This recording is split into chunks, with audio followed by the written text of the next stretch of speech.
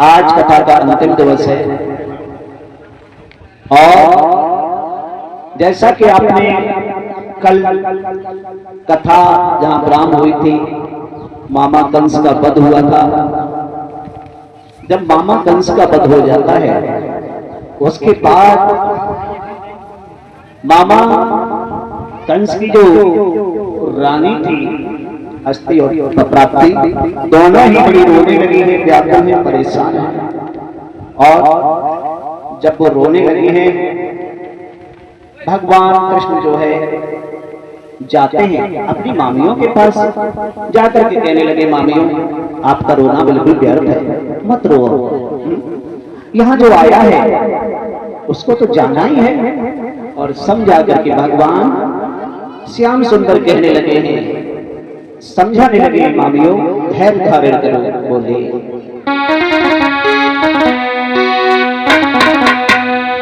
कि बोले मामियों करो, कि बोले मामियों करो।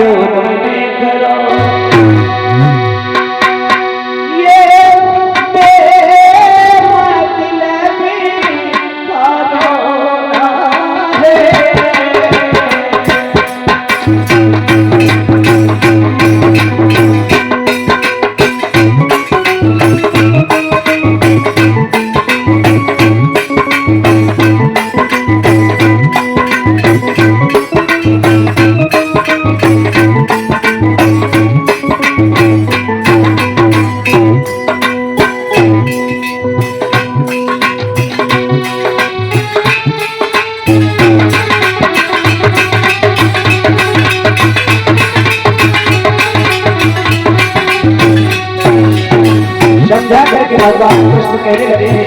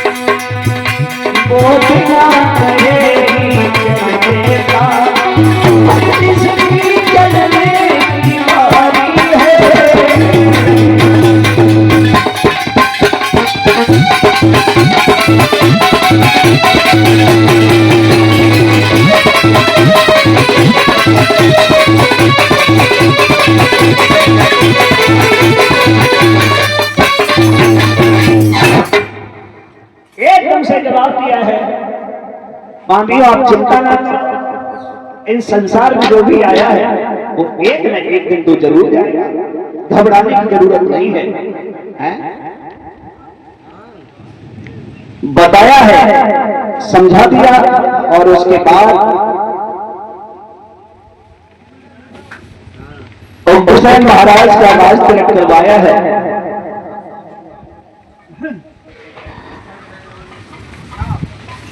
राज तिलक करवाने के बाद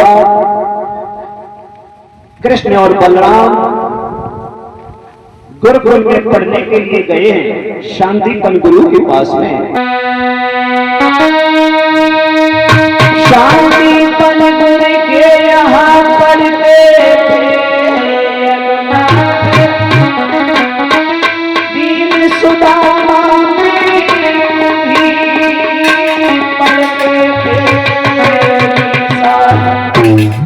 जो शांतिपन गुरु के यहाँ पर भगवान श्याम सुंदर और बलराम पढ़ रहे हैं, जो सुदामा थे वो भी वहां पर पढ़ा करते थे। एक दिन गुरु पत्नी ने आदेश दिया है, बेटा एक काम कर दो, आप जो है लकड़ी को लेकर के आओ, लकड़ी चुन करके लाओ। लगे हैं कि कोई बात नहीं है, हम अभी गए और अभी आए, आप चिंता ना करो। तुरंत ही उन्होंने कहा कि एक काम करो, आप चले जाओ, और सुदामा को पास में बुलाया। सुदामा को पास में बुला करके जवाब दिया है, एक काम करो, आप भली बात से समझ लेना कि ये जो चना है इनको लेकर के जाओ, आप दोनों भाई मिलकर के खा लेना और लकड़ी को बीन करके ले आओ। उन्होंने कहा कोई बात नहीं है, हम अभी जाते हैं। भगवान श्याम सुंदर और सुदामा चल दिए हैं, और इधर गुरुमाता सुदामा को समझाने लगी है क्या, अरे गुरुमाता ने सुदामा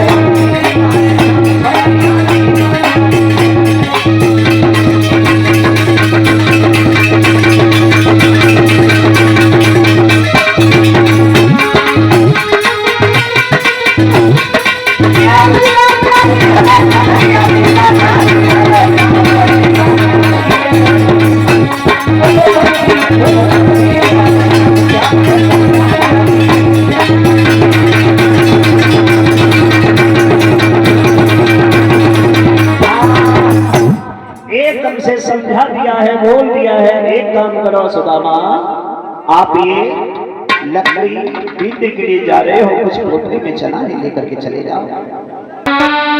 लकड़ी आने में मगर उन्हें हो गई सामा,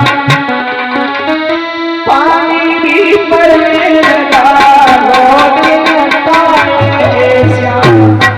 वहां पर पानी पड़ने लगा है वन में, जोर से बारिश शुरू हो गई है, आंधी आ गई है और एकदम से पानी पर पानी बरसने लगा है।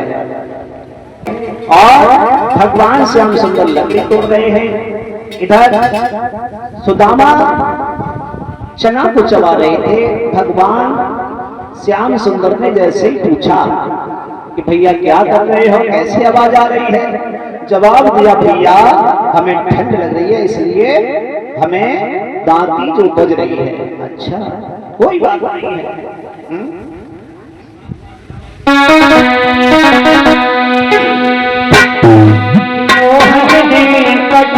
शब्द सुने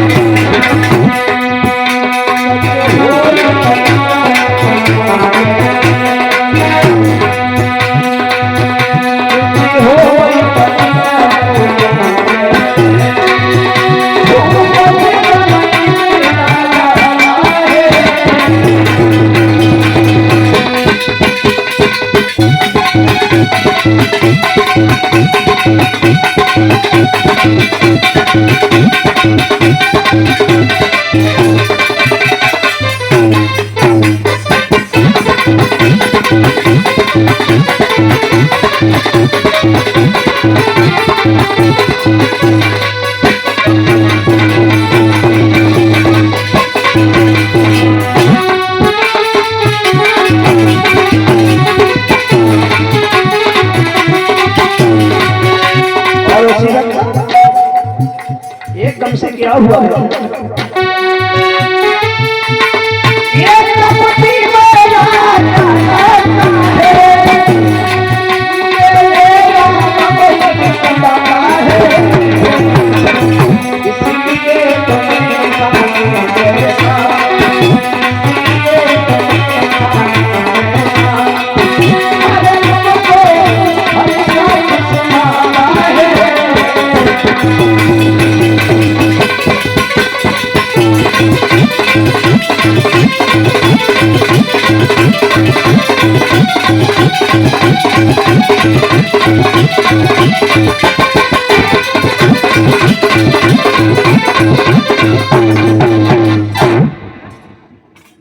बोलिए वृंदावन बिहारी लाल की जय।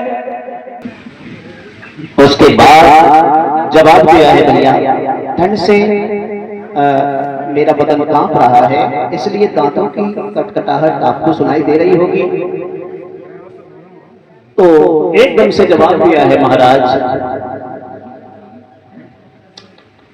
मेरी समझ में ये नहीं आता, भगवान श्याम सुंदर सब समझ गए हैं। हमने कही कि देखो महाराज, एक चीज तो हमारी समझ में आई है। क्या? लगता है सुदामा को कुछ कपट है। क्या है? कि हम ना खाए लेकिन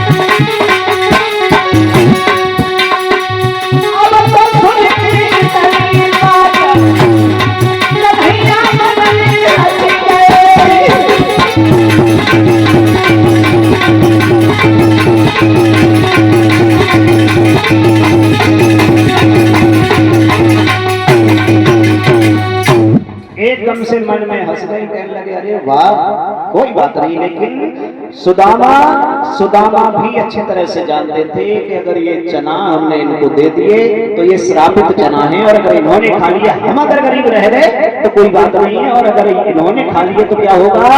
संसार गरीब हो जाएगा।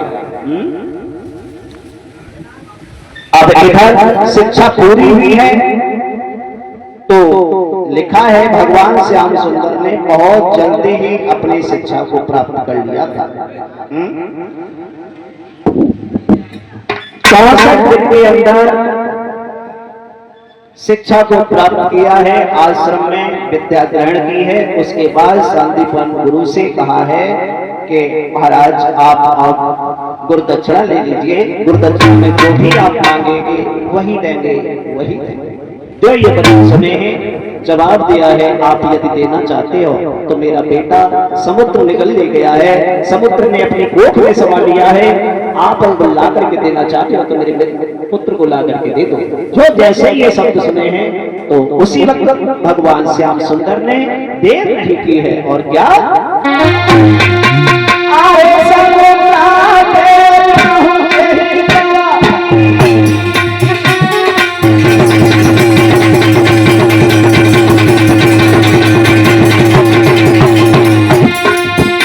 कन्हैया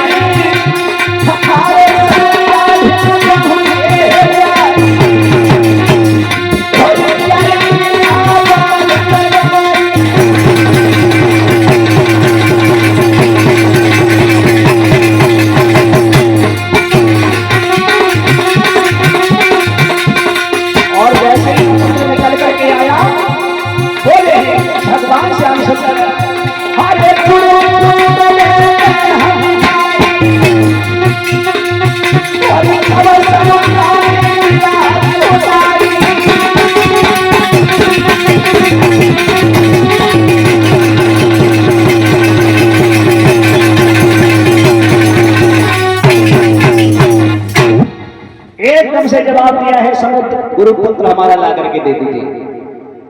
गुरुपुत्र जवाब दिया है, गुरुपुत्र आपका हमारे पास में नहीं है। उसको जो है एक राक्षस है शंखासुर नाम का,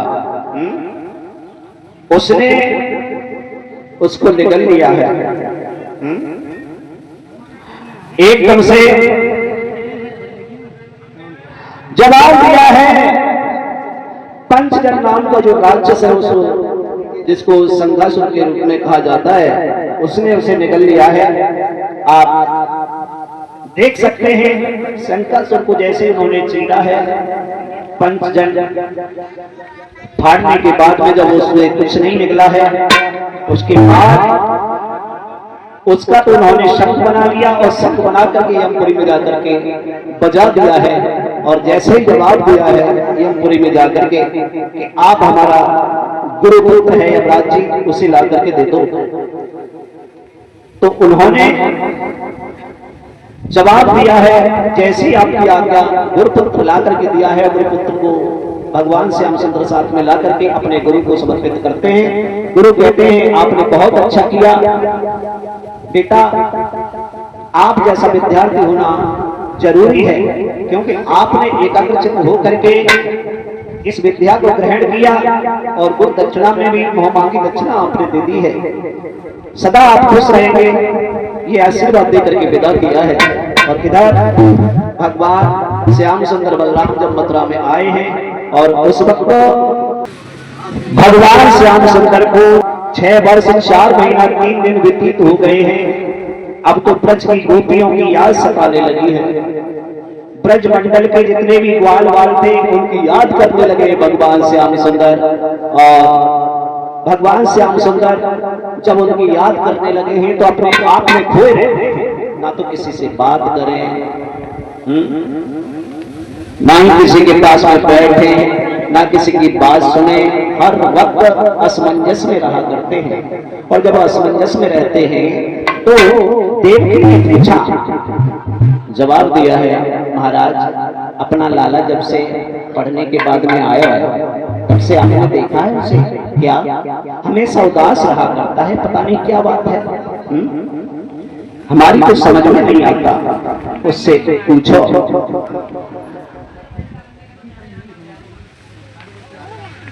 आज वस्त्र पूछने लगे हैं बेटा क्या बात है, बताओ, कुछ तो बताओ। कहने लगे हैं ऐसी कोई बात नहीं है, बस बात ये है अब हमें अब मथुरा में अच्छा नहीं लगता, हमें ग्वाल वालों की याद आ रही है। आज उद्धव को पास में बुलाया है और उद्धव से जवाब दिया है, उद्धव मेरी एक बात सुनो। क्या?